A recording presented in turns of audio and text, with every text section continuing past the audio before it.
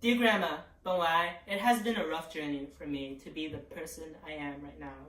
I am extremely sad you cannot see me for who I am right of now, but I am grateful for the love and inspiration you gave us while honoring the sacrifice you made for us.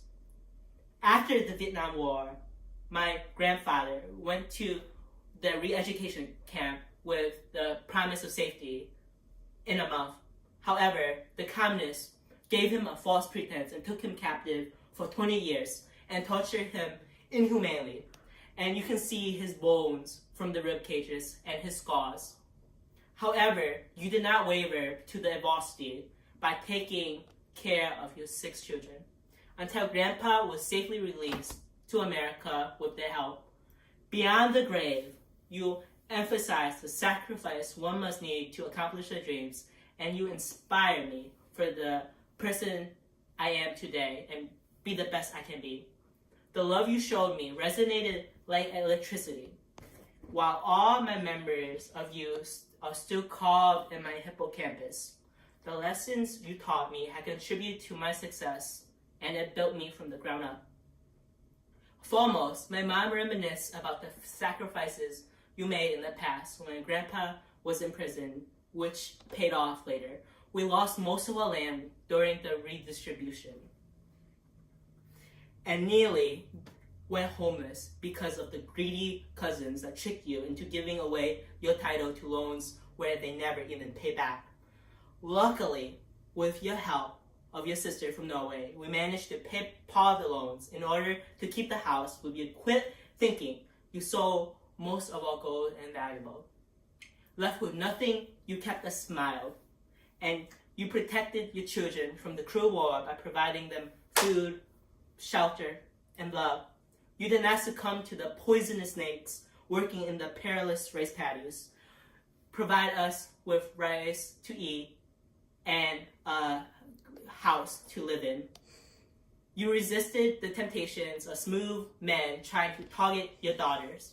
My mom noticed why you said, "I'm not hungry, daughter," when you clearly were after several hours of working in the rain, because you only wanted to make them feel full with the 2 pieces of pork belly and leftover rice you scavenged from the trash. You refused the communist orders to enlist your son to join the army to fight against the bloody Khmer Rouge, while not listening to your friends' advice about prostituting your girls for money because you wanted them to live an educated life. You prayed every night for Grandpa's eventual return and hope for a better future. And now we grandchildren are blessed to live in the country of the land of the free. In addition, you were the main source of my inspiration. Every time I get lost in my negativity, you told me to fight it with my positivity.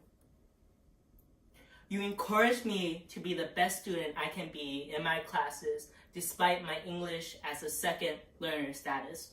You kept me accountable for my past mistakes and told me why I should not take my parents for granted. I carefully remembered the lessons you taught, which resulted in me being both book smart and street smart. Eventually, I learned why I not only represent myself outside, but I represent my family and my values. Your emphasis on education sharpened my competitiveness in academia because I want to be the best I can be, and I cannot take 100%. You have to go above and get 105%. The warmth and tender kindness you showed to me and you brought to the family, to us for every visit, helped me develop my friendly personality. Overall, I am especially grateful I had a grandma like you who sacrificed everything for her children.